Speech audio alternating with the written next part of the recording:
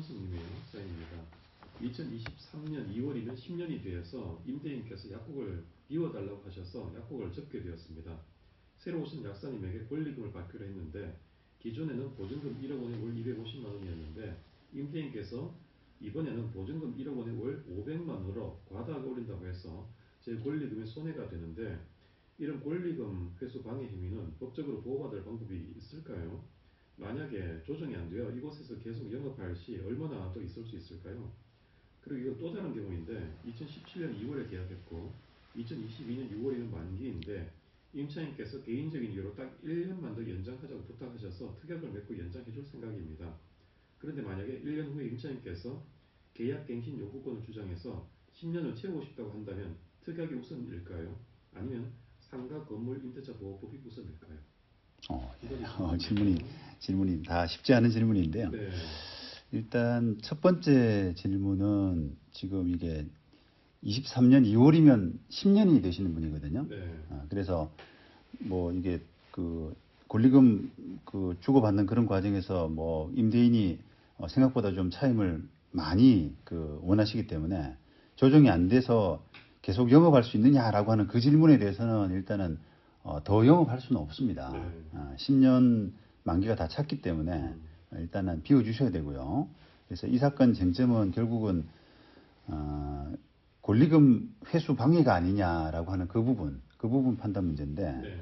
일단 우리가 그 권리금 회수를 할 때 임대인이 방해해서는 안 된다라고 하는 것이 이제 법 규정인데 과연 이게 방해를 한 것이냐 아니냐라고 하는 부분이 많이 이제 실무에 부닥쳐서는 논란이 많이 되는데요. 네. 특히 이제 가장 그 이슈가 되는 부분이 바로 월 차임을 좀 이렇게 현재보다도 많이 올리는 이런 경우가 대표적입니다.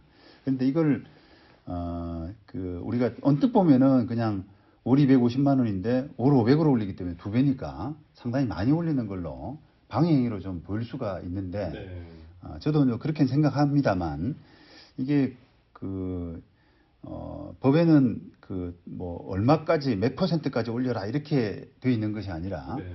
시세에 비해서 과도하게 받지 마라라고 하는 그런 부분을 규정되어 있기 때문에 과연 요 권리금 회수 할 때 당시 시세가 어느 정도냐라고 하는 부분이 먼저 감정이든 전제가 돼야지 답변이 될 것 같습니다. 만약 시세가 뭐 월 400, 월 500 이런 부분까지 간다 그러면은 이 권리금 방해 회수 방해라고 단정하기는 좀 어려울 것 같고요. 네.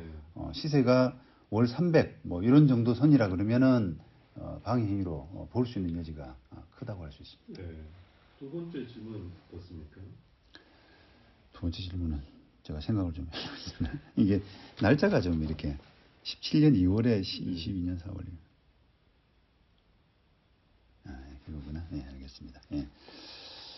이게 지금 질문 취지로 봐서는 주택이 아니라 상가 같은 생각이 드는데요. 네. 10년 말씀하시기 때문에요. 네. 5년 계약했고요. 네. 상가네요, 상가. 5년 계약했구나. 예. 이 상가 임대차 계약에서 임차인이 임차인 개인적인 사정으로 이제 1년만 연장하자 이렇게 해서 이제 연장을 해주는데 네. 이게 1년 후에도 또 이제 다른 요구를 하게 되면 어떻게 되느냐라고 하는 부분은 네. 원칙적으로는 이게 임차인이 10년 요구가 가능하다라고 네. 일단 이렇게 보셔야 됩니다. 네. 그런데 이제 그 10년 보장하는 부분은 우리가 법에서 강행 규정이라고 그래서 그걸 두 사람의 합의로서 어떻게 그 10년을 보장을 못하는 그렇게 할 수 없는 규정으로 보는데요. 지금 임대인 입장에서 만약에 이걸 굳이 이제 임차인의 약속 이 부분 가지고 내보내고 싶다라고 하게 되면 상당히 어떤 뭐랄까요 그렇게밖에 나가야 될 수밖에 없는 어떤 특별한 사정 이런 부분을 좀 입증을 많이 하셔야 됩니다. 네. 10년 보장 되는 것이 임차인의 권리인데 10년 보장 안 되고 나가야 되는 것이 정당하다 법의 취지에서 정당하다라고 이렇게 할 수 있는 재반 사정들을 좀 입증을 하셔야 되는 그런 어려운 상황이죠. 임차인